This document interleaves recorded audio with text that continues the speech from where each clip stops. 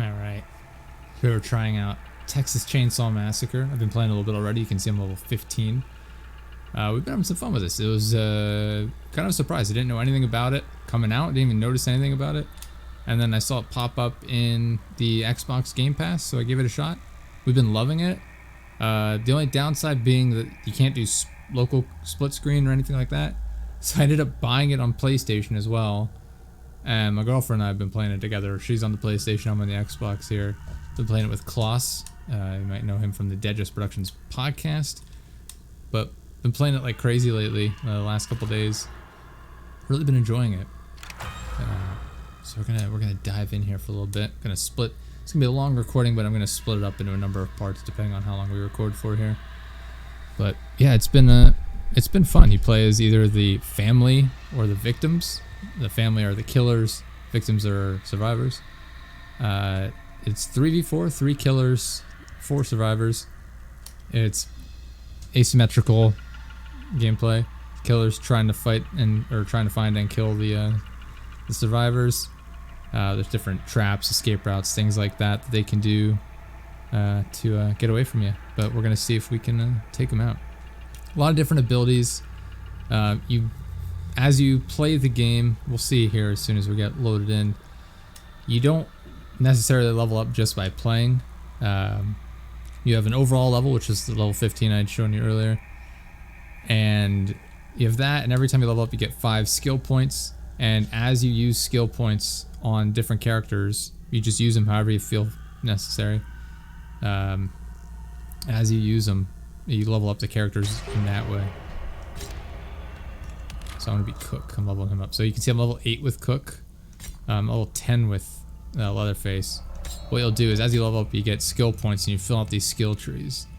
And if you see, let me hide the webcam here for a second. You see Cook's level 8 to the right, right above skill points spent. You see 35. Above that, I'm at 35 out of 42. Depending on that, the number of skill points you spend corresponds to the level. So once I hit 42, I'll be level 9 with Cook. And yeah, so it's I've been leveling him up a bit. You have different perks you can select. You can see here. I'll hide the webcam again here just to get it out of the way.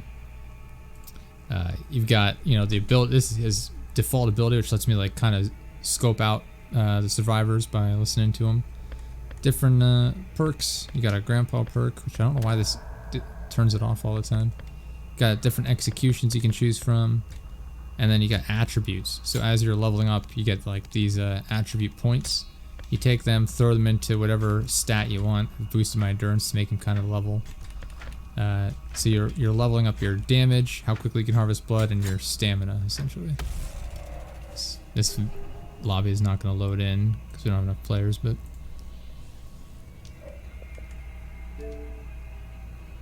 I'll do this for a second.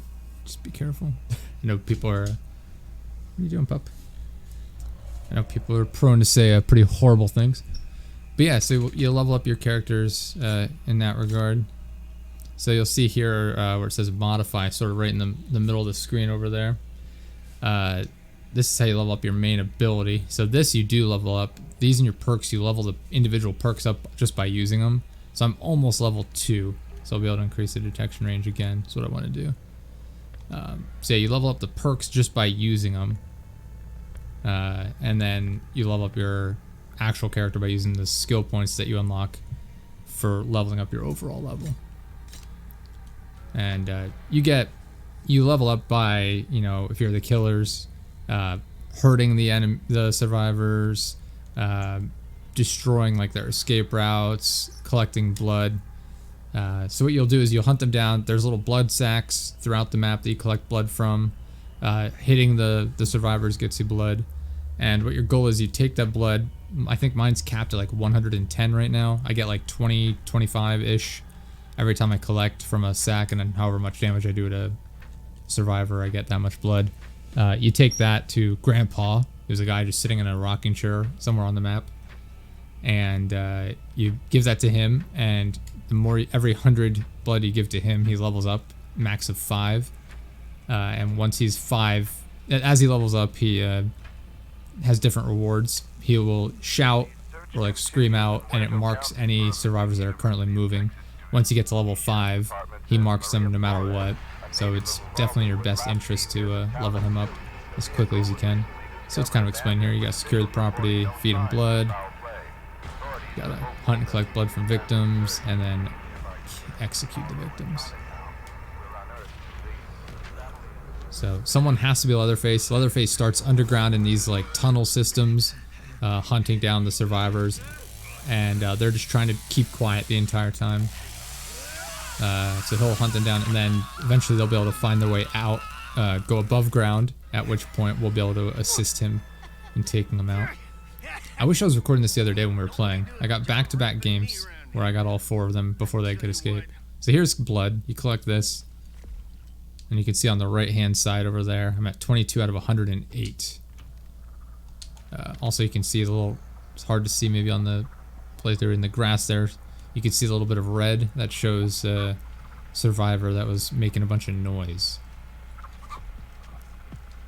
Collecting blood. Oh, there's another one of the killers. So everything makes noise, and that's how you locate survivors or killers. So that gate's red because they need to shut the generator off that's on the other side here. Collect the blood. So you can electrify the gates, making it so they have to turn the generator or whatever off. There's on the other side of the map. There's a battery in a vehicle that connects to the gate. Please don't open that up. I just did that. Oh, okay. Okay, thank God. Sometimes your teammates will absolutely just screw you over by leaving things wide open and unlocked, and that is not good. You want to make sure you keep locking everything every time.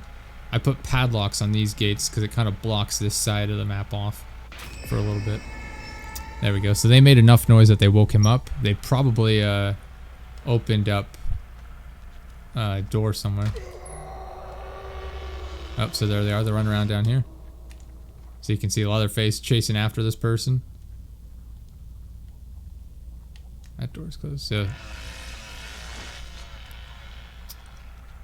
survivors can, or not survivors, the killers can see through walls to an extent to see where like their allies, the other killers are, and you know, the doors and things like that. It just helps you navigate so you know what you're doing. So I'm leveling Grandpa up there. You can see on the right hand side, he's a little over halfway to level 1. So that's a bone pile. Survivors can work with those. They can pick up like a bone shiv essentially and stab you in the back. So I could climb down there and try and assist him, but I don't know how much that would help. So this guy, this is Cook. His ability is to listen in, so you can see how it's spiking. I gotta focus in on where it's spiking, and it shows me where the survivors are. There we go. Oh, I don't think that one's doing very well. So we got 2 killed already. That's good.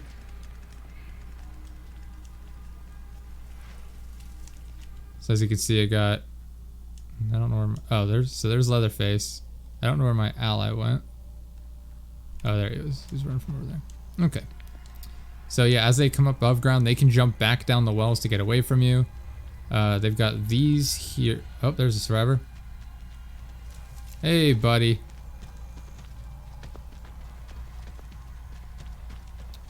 Gonna try and run after him. So I have a stamina bar there on the right. He's gonna try and hop down this well, which will damage him a little bit.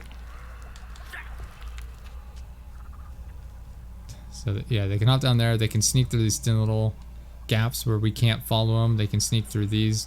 Sometimes these are open. There's actually a hidden spot back here that they can climb out of.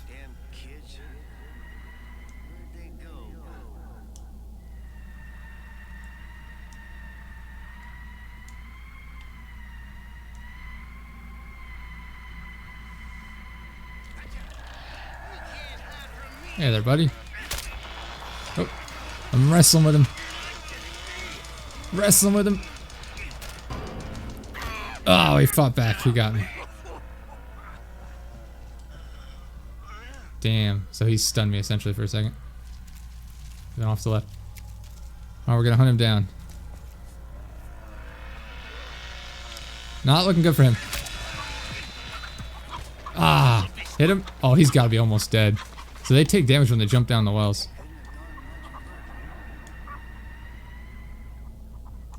Lost him. It's too foggy. The chickens make noise as well when someone is near them.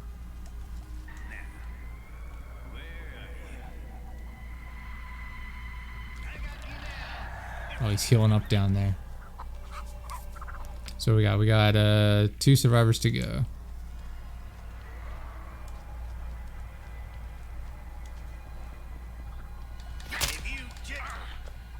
So you can see she's escaping through there. That's unfortunate. Oh God.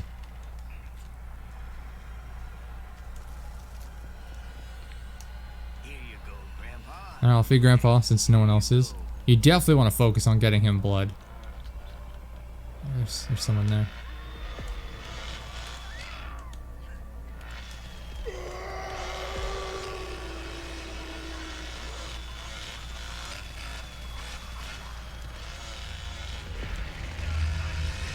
Oh, did he get her?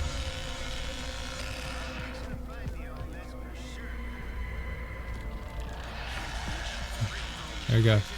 Last one is directly underneath this here. He looks like he's about to bleed out. So they can bleed out and just die on their own as well if they take enough damage. You're actually slowly losing health the entire time.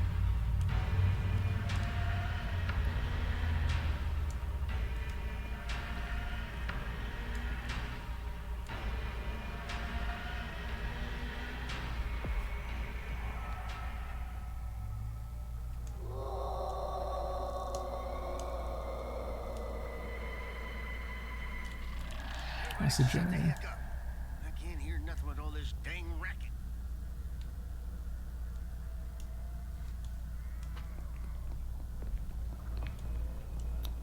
Start trying to sneak around. Oh.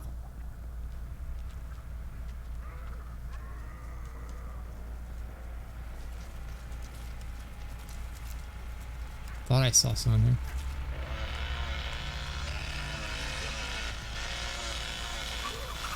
What is he doing?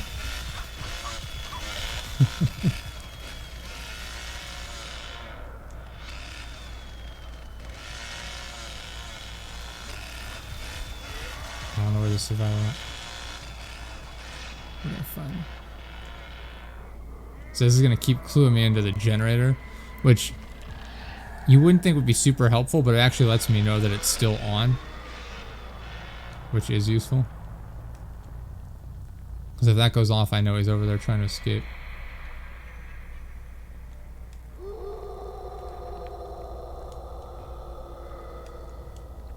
So I make my way around to the other side here. Okay. I should be collecting blood here, but there's only one guy left, so I'm trying not to waste time.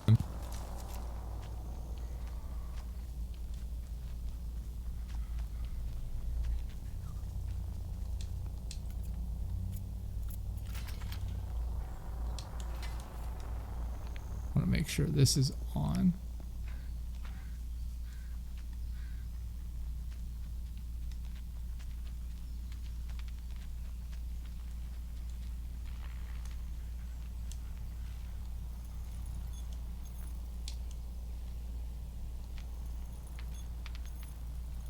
I saw someone running. Grandpa's level 2. That's good. The fact that this is off is a little concerning.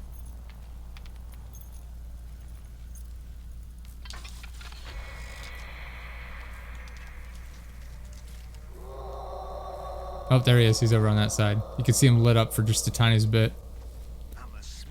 So it's super important to level Grandpa up if you can.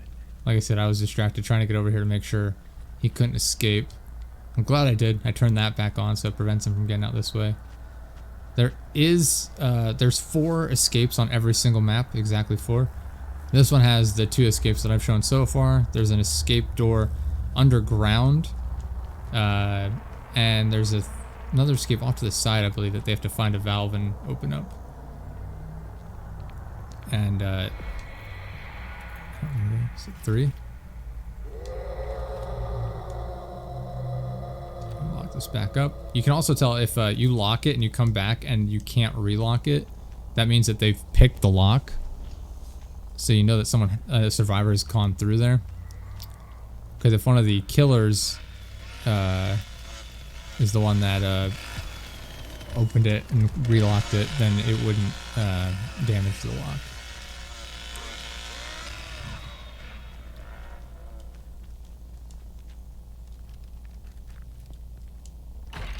That made some noise. It's not ideal.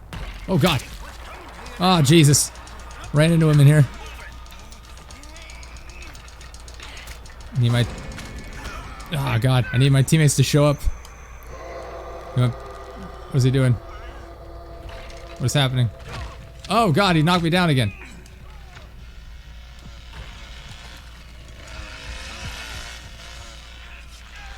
I think he's dying.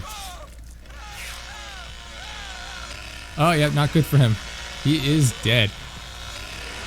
We did it! Hey! So that's a very broad explanation, but I tried to explain as much as I could. In future videos, we'll try and play as Leatherface so I can show that off, as well as survivors, because it is different. It's very different depending on who you're playing as, what you're doing. Oh boy, this will be good. GG. Okay.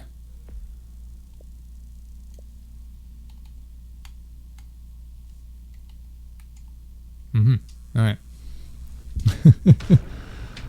But yeah, that's, like I said, that's kind of a very quick, simple breakdown of what it's like. It's a fun game. Like I said, we've really been enjoying it, playing it a lot. There's a lot to it, yet it's easy enough that you can sort of just jump right into it and, you know, do whatever with it. I'm trying to write down my my timestamps here. There we go. So yeah, that's we'll call this a part 1. That was a good first match. Like I said, we'll change it up here. We'll play as Leatherface. We'll play as the survivors. Hope you guys are enjoying this so far. Look forward to seeing you guys next time. See ya.